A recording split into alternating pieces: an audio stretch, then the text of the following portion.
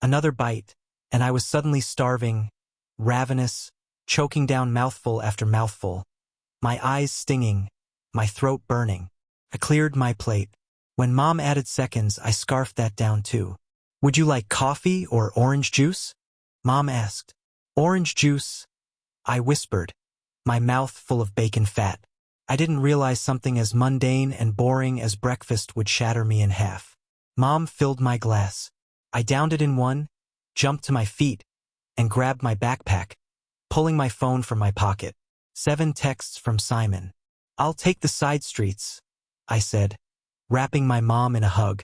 I held onto her until she politely pulled away, turning to continue feeding Mara, resuming her own performance. I pecked my sister on the cheek, and she laughed gleefully. Bye, Mara. The walk to school was uneventful at first. Earbuds in, music blasting. It was a typical morning in Nothing Ever Happens suburbia. Gray sky, birds singing, cars trundling past. The air was sharp and cold, no sign of getting any warmer. My breath hung in front of me in a white plume. I noticed small things were off. There was no school bus.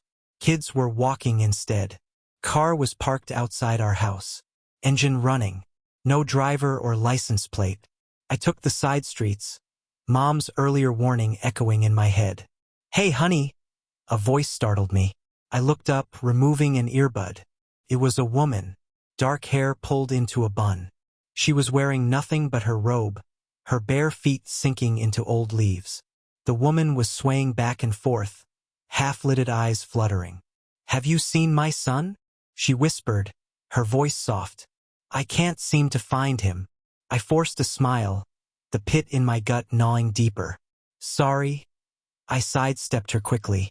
I haven't. She blocked my way, her expression twisting as a sob burst from her lips. She came close, so close, her ice-cold hands finding my cheeks, cradling them. He'd look just like you. Her voice twisted into a pained wail.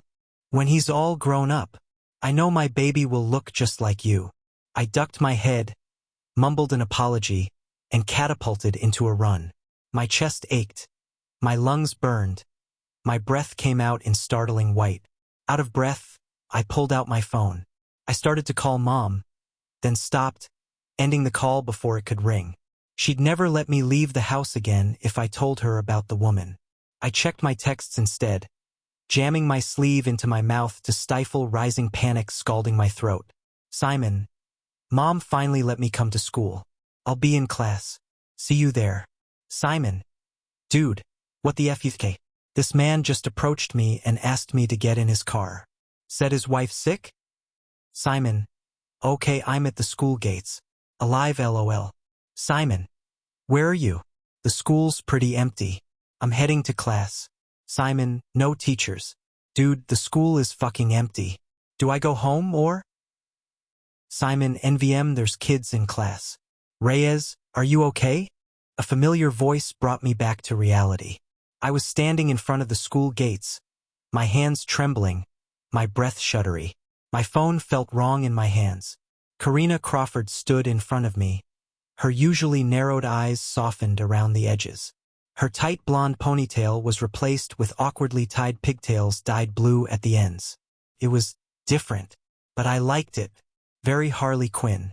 She didn't wait for me to respond, reaching into her tote bag and pulling out a bottle of water. Here. She handed it to me.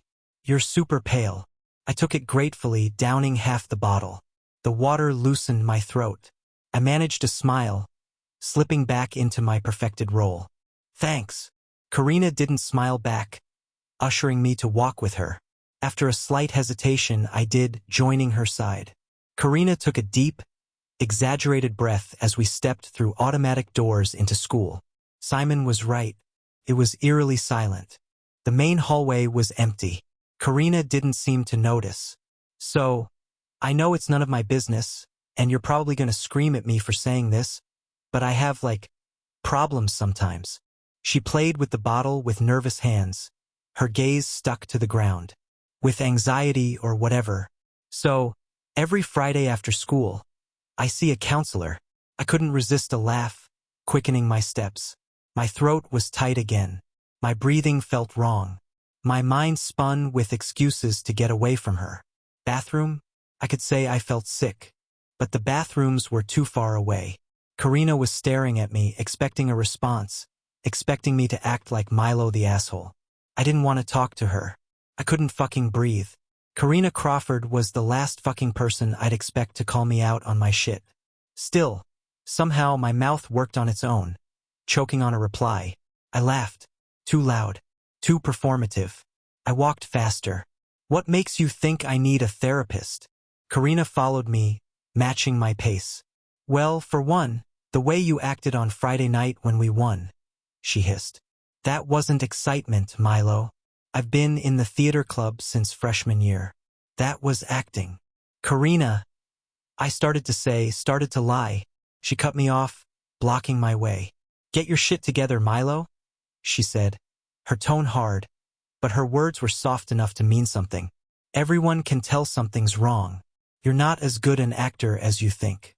You smile like you're in pain, and if I wasn't gonna say something, someone else would.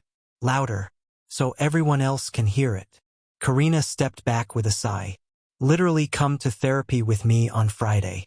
Sit in the waiting room, get a feel for it, and you can buy me pizza afterwards. I opened my mouth to speak, and she rolled her eyes. Oh God, not like a date. Karina shoved me, and I found myself laughing. Actually fucking laughing. Karina wasn't laughing. As usual, she was scowling.